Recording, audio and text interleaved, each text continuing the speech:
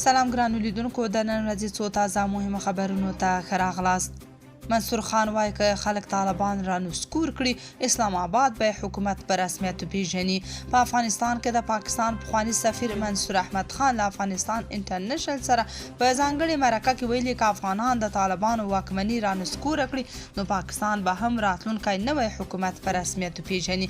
هغه همداراز وویل په کابل کې چې هر حکومت واکمنیږي باید د خپلو خلکو استازولي وکړي. هغه د خلکو له لوري د طالبانو د واکمنۍ د احتمالي را نسکورېدو په تړاو ویل پاکستان تل هغه حکومت چې په کابل کې واکمن و په رسمیت پیژندلی دی. هر دولت چې په کابل کې واک ته ورسیږي او د خپلو خلکو استازولي وکړي پاکستان به هرومرو هغه په رسمیت وپیژني. په کابل کې د پاکستان پخواني سفیر د افغانستان د وضعیت لپاره نظامي حل لاره مردوده وبلله او په ټینګار سره یې وویل دغه ډول وضعیت د افغانستان په ګټه نه دی.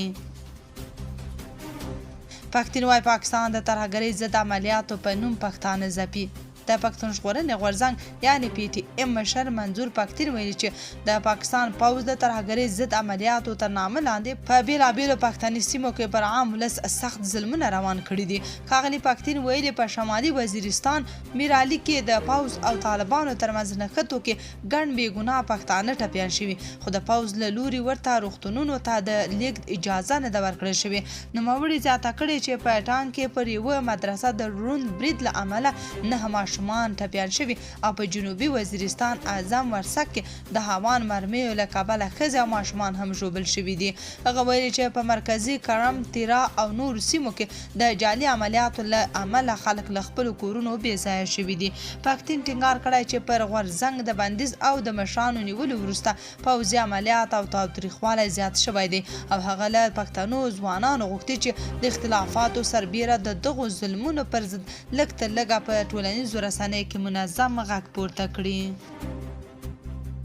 صالح وايي ایران د جنرال سرې د وژنې قضیه وڅېړي. د افغانستان د پخواني ولسمشر لومړي مرستیال امرالله صالح په تهران کې د جنرال اکرام الدین سرې وژنه غندلې ده. ښاغلي صالح د ایران له حکومته غوښتي چې د خپلو امنیتي ظرفیتونو په کارولو سره د نوموړي د وژنې قضیه په هر اړخیزه توګه وڅېړي. هغه پر ایکس پاڼه لیکلي جنرال سرې یو مخکښ پوځي او ولسي څېره وه چې د طالبانو پر ضد مبارزه کوله. صالح زیاته کړې د افغانستان د خلکو او په ځانګړي ډول د طالبانو ضد کړیو باور دا دی چې دغه وژنې تر شا د طالبانو لاس دی. د هغه په وینا تمه لري چې ایراني چارواکي د یادې پیښې ټول اړخونه په جدي او رڼا توګه وڅېړي. دا په داسې حال کې ده چې په تهران کې د تخا د پخواني امنیه قمندان او د طالبانو د مخالف جنرال اکرام الدین سرې ترور پراخ غبرګونونو راپارولي دي. جنرال اکرام الدین سرې د چهارشنبې په ورځ په تهران کې خپل کور ته نږدې د مخپټو وسلوالو لخوا ترور شو. لا هم 2 میلیونه افغان کډوال په پاکستان کې میشت دي. په داسې حال کې چې په 2025 کال کې له 1 میلیون ډیر افغان کډوال افغانستان ته ستانه شوي. تازه د کډوالو په چارو کې د ملګرو ملتونو عالی کمشنري خبر ورکړی چې شاوخوا 2 میلیونه افغانان لا هم په پاکستان کې میشت دي. د یادې ادارې د معلوماتو له مخې یوازې په تېرې نومبر میاشت کې 1,050,055 افغانان افغانستان ته ستانه شوي چې له دې ډلې 30,899 د چمن، تورخم او بهرام چې لارو ستانه شوي دي. د یادې ادارې په راپور کې راغلي چې له دې ډلې بیا په تېرې نومبر میاشت کې 10,500 د پی او آر کارت لرونکي افغان کډوال بیرته افغانستان ته ستانه شوي دي. د پاکستان حکومت په خیبر پښتونخوا، بلوچستان او پنجاب ایالتونو کې د کډوالو 450 پنډغالي هم وتړل او هلته یې له میشتو افغانانو غوښتي چې بیرته افغانستان ته ستانه شي. د ملګرو ملتونو د کډوالو عالی کمشنري د پاکستان له حکومته د هغو زده کړیانانو لپاره د معافیت غوښتنه کړې چې دا مهال په پوهنتونونو کې پر زده کړو بوخت دي. ایران سږکال 65 افغانان اعدام کړي. ایران د نظیر په نوم یو افغان اعدام کړ. د بشري حقوقو سازمان یعنی هنګاو د پنځشنبې په ورځ خبر ورکړ چې د یو افغان په ګډون د ایران په 2 زندانونو کې 12 بندیان اعدام شول. د بشري حقوقو مؤسسې له اوږدې مودې راهیسې په ایران کې د اعدام پر سزاګانو نیوکې کوي او وایي چې نه محکمې عادلانه دي او نه هم شفافې. د هنګاو د راپورونو له مخې د کال له پیله تر اوسه په ایران کې لږ تر لږه 102 تنه اعدام شوي دي چې 65 افغانان دي. اسحاق ډار وایي له خپل عیسوي ورونو سره ګډ کرسمس لمانځو. د پاکستان بهرنیو چارو وزیر او مرستیال لومړی وزیر وایي دا هیواد له خپلو عیسوي ورونو سره کرسمس لمانځي. اسحاق ډار د عیسویانو د اختر یا کرسمس په مناسبت ویډیویي پیغام کې دا خبره کړې ده. نوموړی دا هم وایي چې د پاکستان حکومت په دغه هیواد کې د مذهبي ازادۍ او مساوات لپاره خپل کوشش جاري ساتي.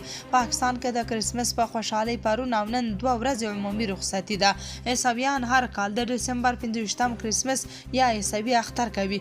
د پاکستان کورنۍ چارو وزارت د ډسمبر یا روانې میاشتې پر 3 وویل چې د دغه میاشتې پر 25مه د محمد علي جناح د زوکړې او د کرسمس په خوشحالۍ رخصتي ده. جاپان کې د افغانستان د اسلامي جمهوریت سفارت پریکړه کړې چې په توکیو کې به خپل رسمي فعالیتونه د روان کال د جنوري له پای وروسته وځنډوي.